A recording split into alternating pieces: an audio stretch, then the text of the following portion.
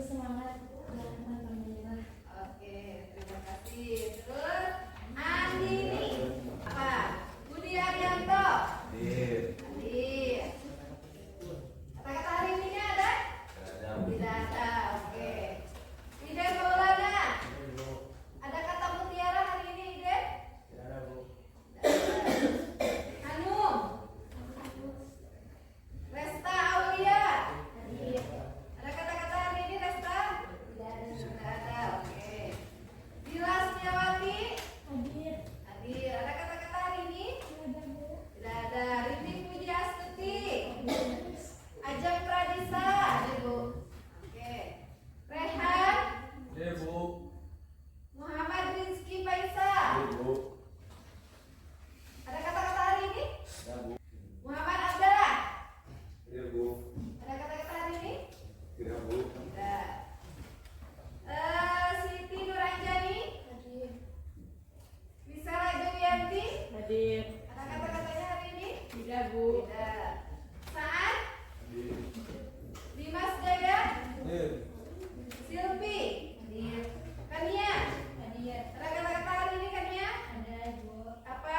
Ilmu adalah kunci masa depan. Oke, terima kasih. Rehan Ramadan. Muhammad Mahdi.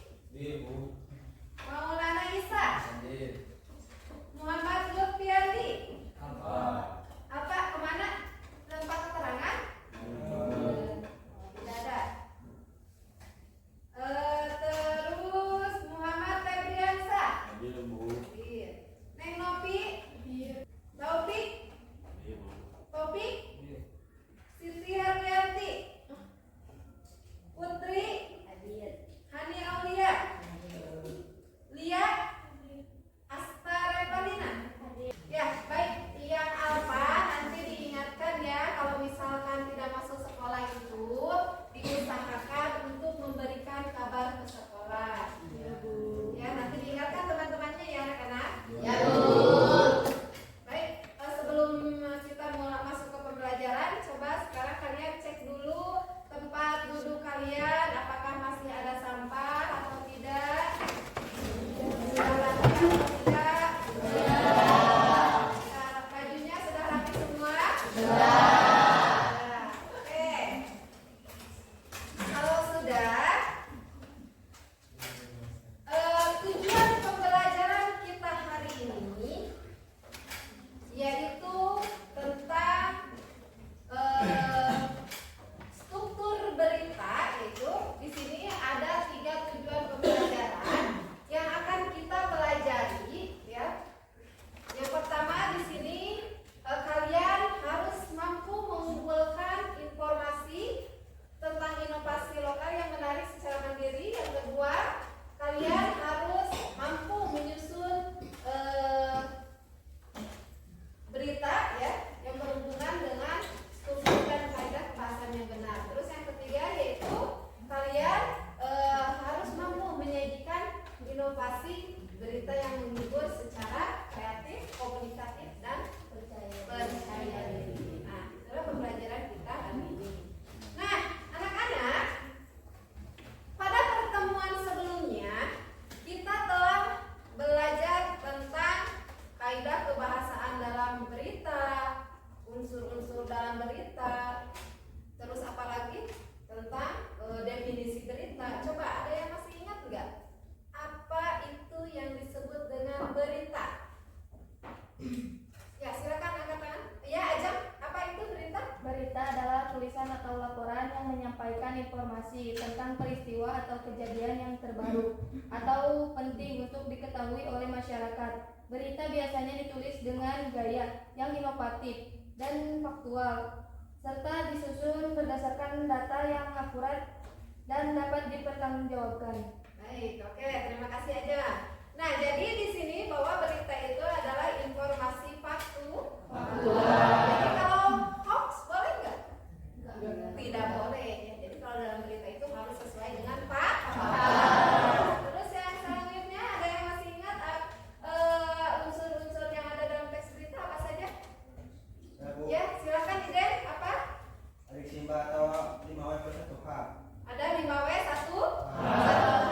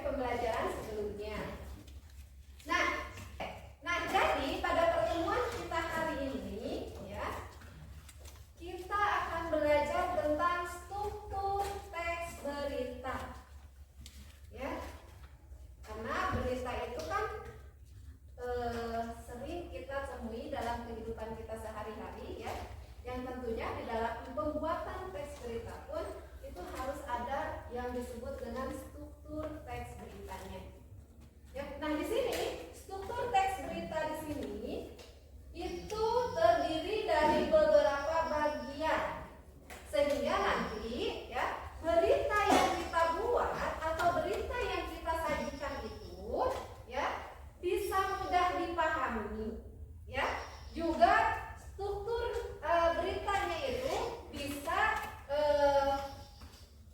menjadi suatu berita yang informatif. Ya. Nah, di sini ada beberapa struktur teks berita. Tadi betul ya. Jadi di dalam sebuah berita itu harus ada yang namanya judul berita atau yang disebut juga dengan headline.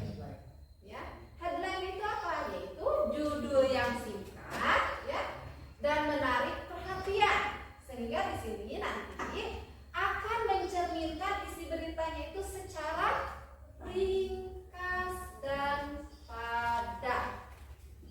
Itu mengenai judul berita. Sekarang kita tahu ya, di dalam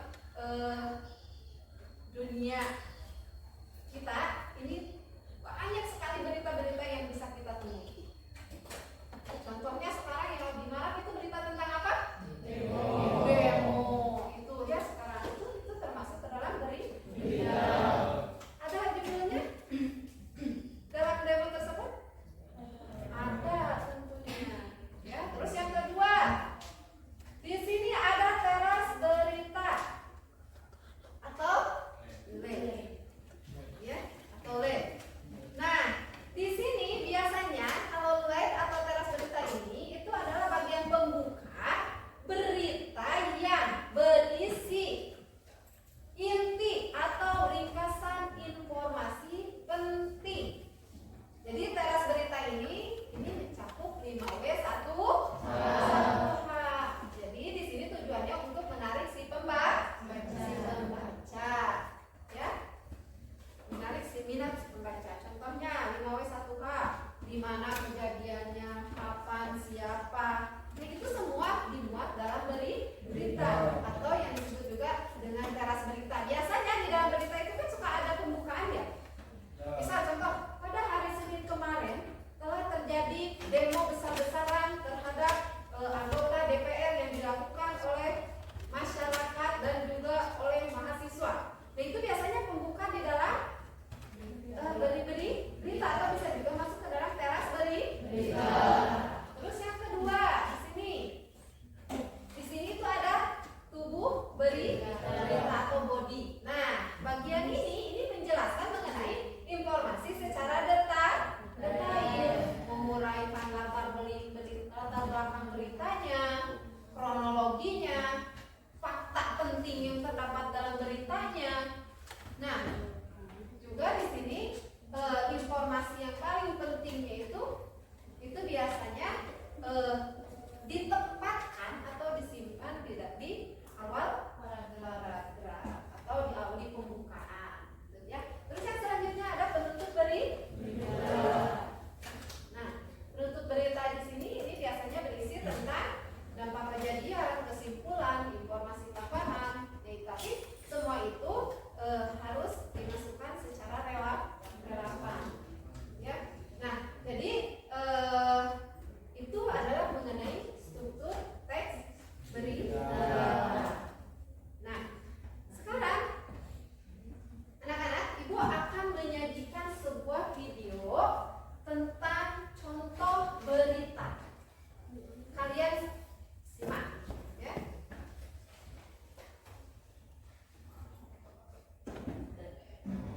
Lo kalau misalnya penyajian prioritas, kayak gue nih penyajian prioritas saya tak kedua ya. Lo Anak Menteri Keuangan Purbaya Yudi Sadewa Nurul Sadewa tidak menjadi seorang pusat sampai resmi untuk menjadi Menteri Keuangan.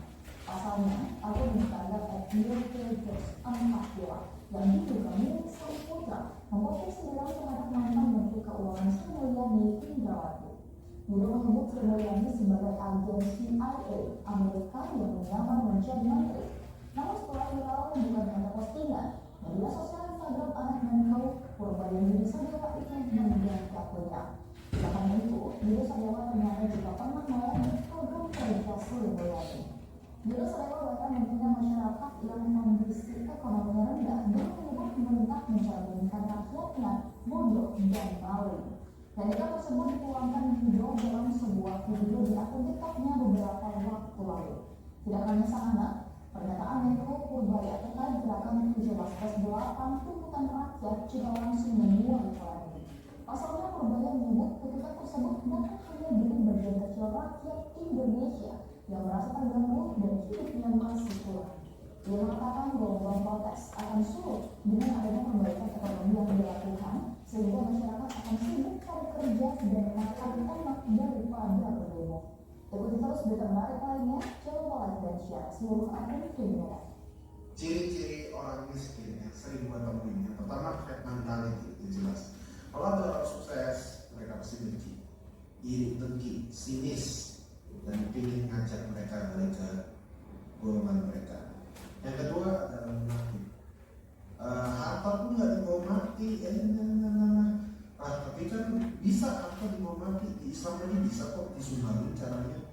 Nah itu munafik. Yang ketiga itu rasis. Orang miskin biasanya rasis terhadap satu jenis lain. Lo kalau misalnya ke BCA prioritas, kayak gue di BCA prioritas saya takut gue ya. Lo kalau datang ke kantornya, lo nggak peduli orang tuh kulit itu ungu kayak hitam kayak matanya melotot sipit, nggak peduli mereka. Mereka peduli ya pelayanan.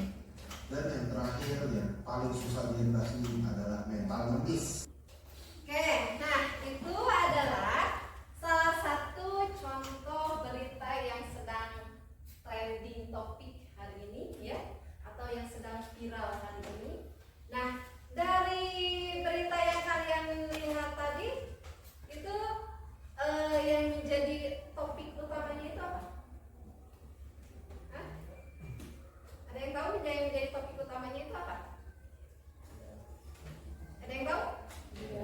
Nah, jadi yang jadi topik utama yang dibahas dalam berita tadi itu adalah tentang anak pejabat mengkritik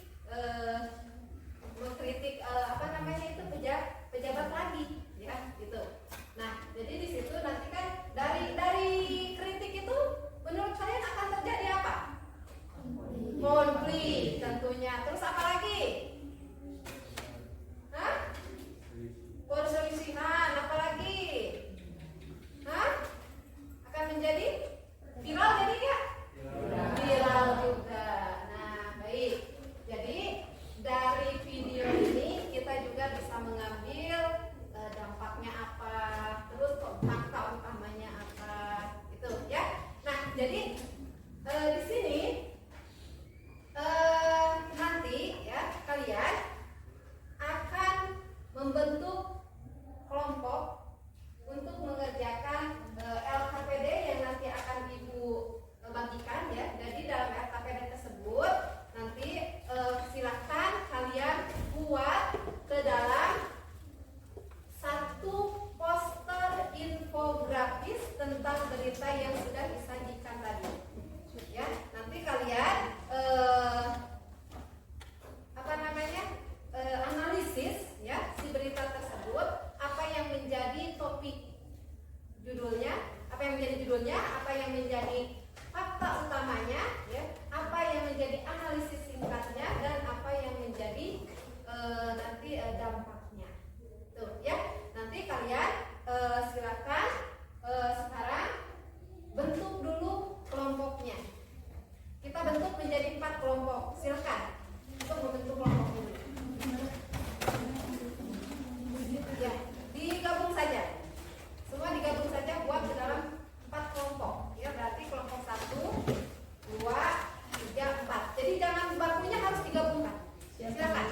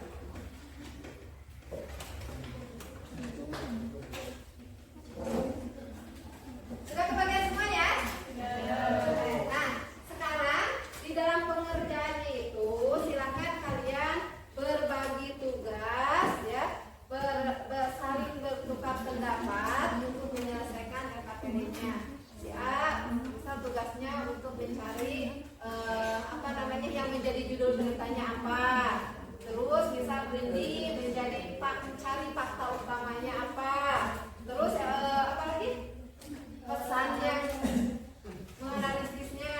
Nah itu nanti silakan dibagi-bagi tugas berkelompoknya supaya semuanya bekerja, supaya semuanya bisa sama-sama menganalisis mengenai berita yang sudah disajikan tadi untuk lebih mudah ya, karena mungkin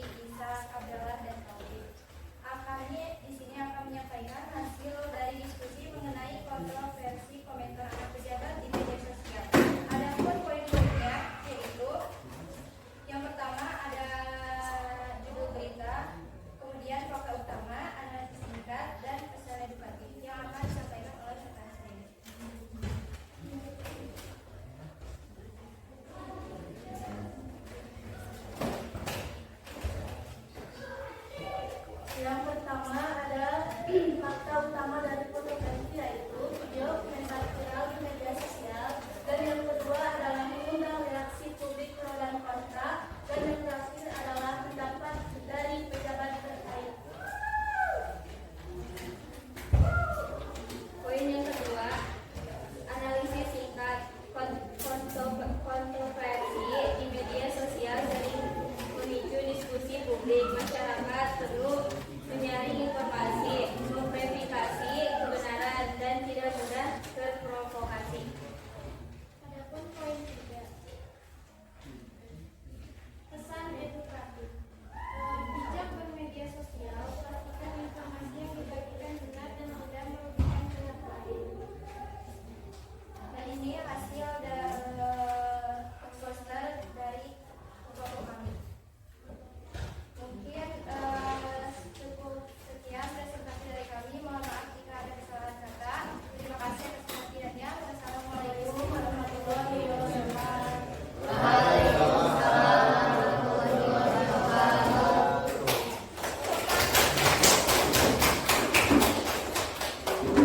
Selanjutnya kelompok 3. Silakan kelompok 3 perwakilannya untuk ke depan.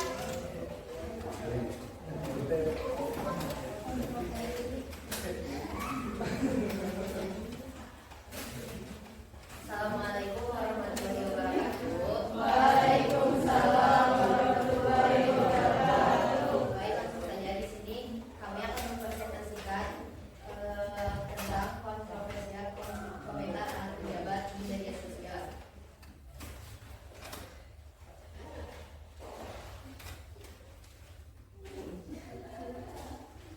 Fakta utamanya adalah video komentar viral di media sosial mengundang reaksi publik pro dan kontra dan mendapatkan tanggapan dari pejabat terkait. Yang ketiga, analisis singkatnya. Kontroversi di media sosial sering memicu diskusi publik. Masyarakat perlu menyaring informasi, memverifikasi kebenaran, dan tidak mudah terprovokasi.